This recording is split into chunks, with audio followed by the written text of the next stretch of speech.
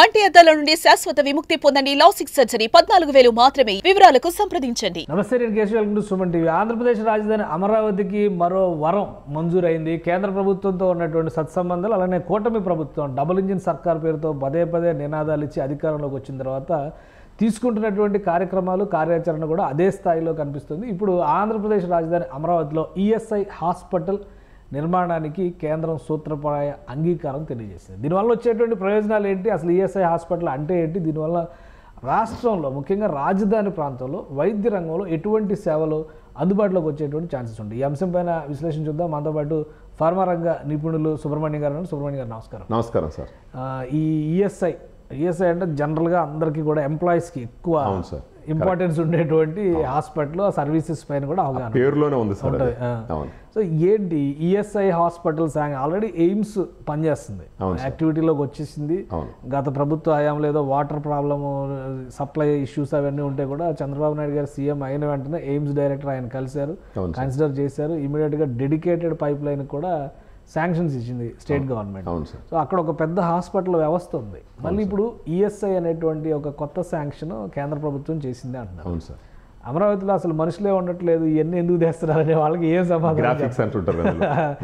Graphics repair చేయడం అంటే గ్రాఫిక్స్కి ఏమన్నా ట్రీట్మెంట్ చేస్తారా ఏంటి ESI hospital secret? Sir, ESI అనేది employees state insurance corporation 1948 act ప్రకారం ఫస్ట్ వచ్చిన హాస్పిటల్. ఇది గవర్నమెంట్ రిలేటెడ్. ఇది ఈఎస్ఐ అంటేనే సార్ ఉద్యోగం చేసుకునే వాళ్ళకి ఒక భరోసా లాంటిది సార్.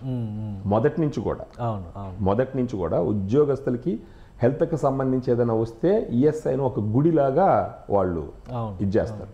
మనది యునైటెడ్ స్టేట్గా ఉన్నప్పుడు హైదరాబాద్లో ఒక ఈఎస్ఐ ఉంది.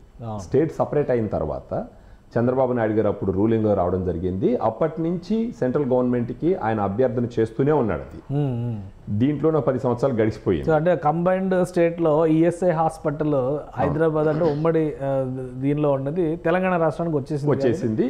ఏపీలో కూడా ఒకటి నిర్మాణం చేయాలని స్పెషాలిటీ హాస్పిటల్ కావాలని చెప్పేసి చంద్రబాబు నాయుడు గారు స్టేట్ సపరేట్ అయిన తర్వాత పెట్టినటువంటి రిక్వెస్ట్. బహుశా ఆయన కంటిన్యూ అయి ఉంటే గత 10 సంవత్సరాలు వచ్చి ఉంటుందేమో. తర్వాత ప్రభుత్వం మారిన తర్వాత వాళ్ళ ప్రయారిటీస్ వేరుగా ఉన్నాయి. వీటన్నిటి గురించి ఆలోచించి అసలు అమరావతితే ప్రయారిటీ కాదు కాబట్టి వాళ్ళు వీటన్నిటిని పక్కన పెట్టినారు. అంటే ఇప్పుడు మనం ఇక్కడ గమనించవలసినటువంటి విషయం ఏంటంటే సార్, మీరు చూసినారంటే కూటమి ప్రభుత్వం వచ్చిన తర్వాత పవన్ కళ్యాణ్ గారు, చంద్రబాబు నాయుడు గారు, లోకేష్ గారిని ఇంకొక రకమైన వర్క్ చేస్తున్నాడు అనుకుందాం. బేసిక్గా వీళ్ళిద్దరూ సైలెంట్గా సెంట్రల్ గవర్నమెంట్ నుంచి ఒక్కొక్కటి హంగామా లేకుండా, అంటే మనకు ఇది ఉన్నప్పుడు ఏదైనా కొంచెం ఇది అప్రోచ్ చేయండి సార్ అని చెప్పి లాగేస్తారు కదా, పక్కన పేపర్ పెట్టి కావాల్సినవి తీసుకుంటారు. మంచి మూడు చూసి హెల్త్ డిపార్ట్మెంట్. అవును సార్. అంటే ఇప్పుడు ఆంధ్రప్రదేశ్లో ఆరోగ్య శాఖ మంత్రి సత్యకుమార్ యాదవ్ గారు బీజేపీ నాయకుడు, బీజేపీలో చాలా కీ రోల్ ప్రదర్శించినటువంటి నాయకుడు. పైగా ఆయన లింక్స్ అన్ని కూడా అధిష్టానంలో ఉన్న పెద్దలతో, ఆయన కృషి కూడా ఖచ్చితంగా ఉంటుంది సార్. దీంట్లో ఖచ్చితంగా ఆయన చేసినటువంటి ఎఫర్ట్స్ ఉండొచ్చు. ఎందుకంటే గతంలో పెండింగ్లో ఉన్నది ఇప్పుడు క్లియరెన్స్కి వచ్చింది అంటే, సూత్రప్రాయంగా అంగీకరించింది అంటే నెక్స్ట్ ఫార్మాలిటీస్ అసలు ఏముండొచ్చు సార్? ఇప్పుడు మామూలుగా ఈఎస్ఐ ప్రకారం ఇప్పుడు మనకు ESI hospital, medical college, hospital రెండు అనుకుందాం. జనరల్గా మెడికల్ కాలేజీలో ఉన్న అన్ని చోట్ల హాస్పిటల్స్ ఉంటాయి. అందులో ఈ మెడికల్ కాలేజ్ అనుకున్నప్పుడు దాంట్లో ఇప్పుడు మనకు తెలిసింది ఏంటంటే 500 పడకల మెడికల్ కాలేజ్. దాంట్లో సూపర్ స్పెషాలిటీకి వచ్చి 150 పడకలు. సూపర్ స్పెషాలిటీ అంటే కార్డియాలజీ కానీ, న్యూరాలజీ కానీ, సైకియాట్రీ కానీ, ఇవన్నీ సూపర్ స్పెషాలిటీ కిందకు వస్తాయి. ఆంకాలజీ కానీ ఇవన్నీ సూపర్ స్పెషాలిటీ కిందకు వస్తాయి. ఇప్పుడు మామూలుగా ఒక 500 పడకలు ఉండే హాస్పిటల్ పెట్టాలంటే కనీసం ఒక 20 ఎకరాల స్థలం కావాలి. ఈఎస్ఐ నిబంధనల ప్రకారం వాళ్ళు ఈఎస్ఐ ఎక్కడనేదని పెడితే మినిమం 10 ఎకరాలు అడుగుతారు. ఇప్పుడు మెడికల్ కాలేజ్, హాస్పిటల్ రెండు వస్తున్నాయి. సో ఖచ్చితంగా ఇప్పుడు కూటమి ప్రభుత్వం వాళ్ళకి కావాల్సింది ఇచ్చి తీరాల ఫర్ వన్ రీజన్. ఎందుకంటే సార్, ఇప్పుడు అమరావతి పనులు స్టార్ట్ అయ్యాయి. 25 ఎకరాల దాకా అవసరం ఉంటుంది, ఖచ్చితంగా ఉంటుంది. ఇప్పుడు అమరావతి పనులు స్టార్ట్ అయిపోయినాయి. 8-9 నెలల్లో ఎంతో ముందర కట్టినటువంటి బిల్డింగులు పనులు పూర్తి చేసి ఎంప్లాయీస్ అందరూ అక్కడికి మారతారని చెప్పేసి ఒక డిస్కషన్ జరుగుతుంది. దానికి తగ్గాల్సిన కార్యక్రమాలు నడుస్తూ ఉన్నాయి. ఈ సమయంలో వాళ్ళందరూ అక్కడికి రీచ్ అయినప్పుడు వాళ్ళ ఆరోగ్యం గురించి పట్టించుకోవాల్సిన అవసరం కూడా ఉంది కదా సార్. ఇప్పుడు ఈ ఎంప్లాయీస్కి అందరికీ మోటివేషన్ కావాలి కదా, మనకి ఏదైనా ఆరోగ్య సమస్యలు వస్తే ఏంటి అని. అలాంటప్పుడు ఈఎస్ఐ అని విన్నారంటే ఇలా టెన్షన్స్ అన్ని ఫ్రీ అయిపోతాయి. దానికి ఉన్నటువంటి చరిత్ర అలాంటిది. అందుకనే ఉమ్మడి రాష్ట్రం ఉన్నప్పుడు ఉన్న ఈఎస్ఐ తెలంగాణకి రావడం వల్ల ఇమ్మీడియట్గా చంద్రబాబు నాయుడు గారు పెట్టిన ప్రపోజల్ ఏంటంటే మాకు కూడా ఒక ఈఎస్ఐ ఇవ్వండి అనేసరి. ఆ ప్రపోజల్ ఎయిమ్స్ ఉన్నప్పటికీ ఈ ఈఎస్ఐ ఇవ్వండి అని అడగడంలోనే దానికి ఉన్న ప్రాముఖ్యత ఏంటో మనం అందరూ అర్థం చేసుకోవచ్చు సార్. ఇప్పుడు అమరావతిని ప్రపంచ స్థాయి రాజధానిగా నిర్మించాలనుకున్నప్పుడు మీరు చూసినారంటే ఒక్కొక్కటి గురి చూసి కొట్టినట్టు ఉంది సార్. ఒక పక్క ఎలక్ట్రిసిటీని డెవలప్మెంట్ చేయడం, ఒక పక్క వాటర్కి సంబంధించి ఇది చేయడం, ఒక పక్క బిల్డింగ్లు కట్టడం, ఇంకొక పక్క రైల్వే స్టేషన్, ఇంకొక పక్క మెట్రో, ఇవన్నీ చేసుకుంటూ ఇప్పుడు ఆరోగ్యంలోకి దిగినారనమాట. అంటే దీన్ని బట్టి చూస్తుంటే వీళ్ళు అప్పటికప్పుడు స్పొరాడిక్గా ఆలోచించి తీసుకున్నటువంటి నిర్ణయాలు అయితే కానే కాదు సార్. ఒక ప్రణాళిక, పక్కా ప్రణాళిక, మేధావులను కూర్చోబెట్టి అది పనిగా, అంటే ఈరోజు ఇది జరిగిందంటే ఇప్పుడు వెలుగులోకి వచ్చింది ఇది, కానీ దీని వరకు వాళ్ళు ప్రభుత్వంలోకి వచ్చిన వెంటనే మొదలయ్యి 4 నెలల నుంచి జరిగి ఉంటుంది, కానీ ఇప్పుడు దాకా ఎక్కడా తెలియలేదు. ఇప్పుడు ఇది వెలుగులోకి వచ్చింది అనమాట. అది కూడా సెంట్రల్ గవర్నమెంట్ అప్రూవల్ ఇచ్చిన తర్వాత. ఇప్పుడు దీన్ని కానీ సెంట్రల్ గవర్నమెంట్ ఫండ్స్తోనే కానీ పూర్తిగా నిర్మిస్తే మాత్రం ఇంకా మనకు అది గొప్ప వరంగానే మనం చూడాలి సార్ దాన్ని. ఇంకోటి అసలు ఈఎస్ఐ అనగానే ఇప్పుడు ఆల్మోస్ట్ ఒక 15,000 నుంచి 25,000 మంది వర్కర్స్ అమరావతి నిర్మాణంలో పాల్గొనే అవకాశం ఉంది. జనరల్గా ఎవరు పని చేసినా కానీ ఈఎస్ఐ స్కీమ్ అప్లై చేయడం కామన్. నార్మల్ ఎంప్లాయీస్ కూడా 200 రూపాయలు 300 రూపాయలు తీసుకుని ఈఎస్ఐ అప్లికబుల్ చేస్తున్నారు, ఎందుకంటే ఏదైనా హెల్త్ ఎమర్జెన్సీ వస్తే వాళ్ళకి. ఇప్పుడు అక్కడ నిర్మాణం మొదలైతే సర్వీసెస్ మొదలవడానికి టైం, నిర్మాణం కంప్లీట్ అయ్యి సర్వీస్ మొదలవడానికి టైం పడుతుంది. బట్ ఇప్పుడు అమరావతి రీజియన్లో ఇమీడియట్గా సర్వీసెస్ మొదలు పెట్టడానికి అవకాశాలు ఉంటాయా, లేదా ఈ హాస్పిటల్ నిర్మాణమే ఒక పెద్ద వనరుగా చూడాల్సి ఉంటుందా? ఆల్రెడీ విజయవాడలో ఈఎస్ఐ ఉంది, మంగళగిరిలో ఎయిమ్స్ ఉంది, విజయవాడలో ఈఎస్ఐ కాంపౌండ్ ఉంది ఆల్రెడీ. బట్ ఏంటంటే ఇది అమరావతి కోర్ క్యాపిటల్ ఏరియాకి వస్తుంది. ఇది అంటే ఇప్పుడు దానికి ప్రాముఖ్యత తీసుకురావాలంటే ఇప్పుడు ఒకటి వచ్చేసి అక్కడికి వచ్చే ఎంప్లాయీస్ కూడా మనం ఆ నగరంకి వెళ్ళి మనం అక్కడ స్థిరపడచ్చు అని చెప్పేసి ఒక భరోసా దొరకాలి కదా సార్. అది దొరికినప్పుడే కదా 10 మంది ఉత్సాహంగా అక్కడికి వస్తారు. అంటే దీనికి అన్ని హంగులు, అన్ని వసతులు మేము మనసు పెట్టి చేస్తున్నామన్న ఒక మనసా వాచ కర్మణ చేస్తున్నామన్న ఒక ఫీలింగు, అంటే బయట నుంచి ఇన్వైట్ చేసే వాళ్ళనే కదా అక్కడ వచ్చి పని చేసే వాళ్ళకు కూడా భరోసా కల్పించాలి కదా సార్. ఆ రకంగా అంటే ఇది అల్లాటప్పగా చేస్తున్నటువంటి నిర్ణయం, యాక్షన్స్ అయితే కాదు సార్.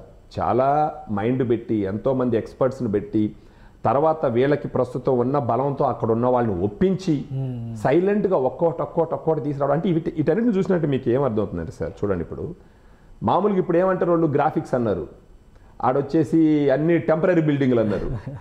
ఇలా అంటున్నప్పుడు మేము టెంపరీ కాదు, గ్రాఫిక్స్ కాదు, మేము ఒక సుదీర్ఘమైనటువంటి ప్రణాళికతో దీన్ని తెలుగు ప్రజలకి ఒక గొప్ప వరంగా తయారు చేసే దిశలో మేము చేస్తున్నామని చెప్పడానికి ఇవన్నీ నిదర్శనాలు సార్. మీరు చూడండి ఎన్ని దానికి ఒక రైల్వే బ్రిడ్జ్, తర్వాత రైల్వే లైన్, రోడ్డు లైన్స్, తర్వాత ఇప్పుడు కొత్తగా మెట్రో ప్రపోజల్స్ మీద వర్కౌట్ చేస్తున్నారు.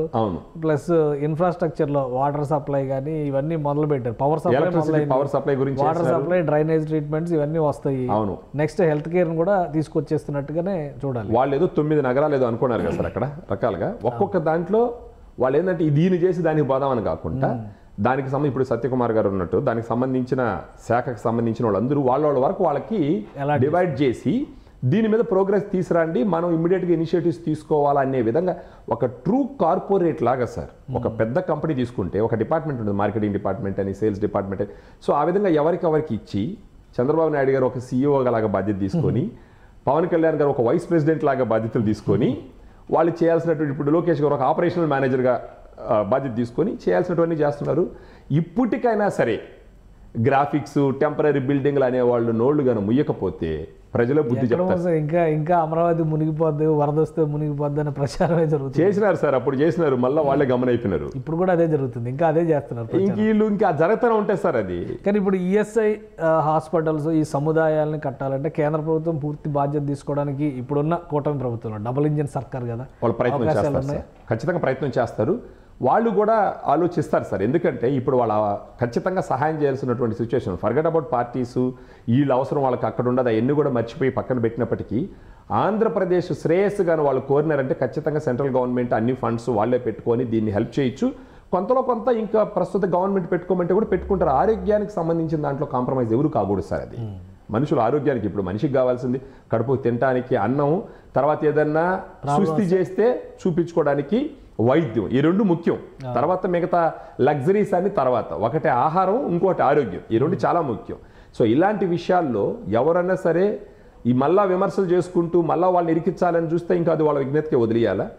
ఇప్పుడు దీనికి సపోర్ట్ చేసి అవన్నీ ఇమీడియట్గా వర్క్ స్టార్ట్ చేస్తే, ఒకవేళ ఇప్పుడు మెడికల్ కాలేజీ కన్స్ట్రక్షన్ స్టార్ట్ అయినా కానీ it take some time sir. 1-2 years maximum. ఖచ్చితంగా. అన్ని ఆయన 3 years ఇది పెట్టుకోండి. కరెక్ట్. సో అందుకని ఇది కూడా ఆల్మోస్ట్ ఆ టైం కల్లా. ఇప్పుడు వీళ్ళు చిత్తశుద్ధి ఉందని చెప్పడానికి ఒక చిన్న ఎగ్జాంపుల్ సార్. ఇంతకు ముందర చూడండి, all India institute of medical sciences తీసుకొచ్చి మంగళూరులో పెట్టినారా లేదా? నేను నా వృత్తిలో భాగంగా చాలా సార్లు ఆ హాస్పిటల్ సందర్శించడం జరిగింది సార్. నా ఉద్యోగం డాక్టర్ని కలవడం. దాంట్లో పోతే నాకు అక్కడికి పోయినప్పుడు అది ఎలా ఉందంటే ట్రూ కార్పొరేట్ హాస్పిటల్ లాగా ఉంది ఎయిమ్స్. దానికి కూడా గత ప్రభుత్వం ఏదో నీళ్ళు ఇవ్వకుండా ఇబ్బంది పెట్టారని అక్కడెక్కడైనా అది ఎంతవరకు వస్తుందో తెలియదు. కదా 150 ఎకరాలు, చాలా పెద్దది సార్. మీరు అక్కడ పోయి చూసినారంటే అది ఎలా ఉంటుందంటే, నేను ఢిల్లీ ఎయిమ్స్ సందర్శించున్నాను సార్. ఢిల్లీ ఎయిమ్స్ పోయిన సందర్భాలు ఉన్నాయి. నేను ఒకసారి వర్క్ మీద వెళ్ళినప్పుడు చూసినాం. ఇది వచ్చి ఇంకా అడ్వాన్స్డ్గా అక్కడ ఉన్న ప్రిమిసెస్ కానీ మీరు చూసినారంటే, ఒక యశోద హాస్పిటల్, ఒక మెడికవర్ హాస్పిటల్, ఒక అపోలో హాస్పిటల్స్ వాళ్ళు ఎలాగైతే మెయింటైన్ చేస్తారో అది గవర్నమెంట్ హాస్పిటల్ లాగా కనపడే ఛాన్సే లేదు సార్. చూడటానికి ఫుల్ కార్పొరేట్ హాస్పిటల్ లాగా ఉంటుంది మంగళూరు ఎయిమ్స్. దాన్ని తీసుకొచ్చి పెట్టినారంటేనే వీళ్ళు ఆరోగ్యం మీద చూపిస్తున్నటువంటి శ్రద్ధ, ఆసక్తికి ఉన్న చిత్తశుద్ధి ప్రతి ఒక్కరు గమనించాలి. ఇప్పుడు దీంతో పాటు ఇప్పుడు ఈఎస్ఐని తీసుకుని, ఈఎస్ఐ అంటే దశాబ్దాల పరంగా జనాలకి సేవ చేస్తున్నటువంటి ఒక గొప్ప ఆరోగ్య సంస్థ. అది గవర్నమెంట్కి సంబంధించి. దాన్ని తీసుకొచ్చి పెడుతున్నారంటే, ఒక పక్క ఎయిమ్స్ అది గవర్నమెంట్ సంస్థ, ఒక పక్క ఈఎస్ఐ ఎంతో చరిత్ర ఉన్నటువంటిది.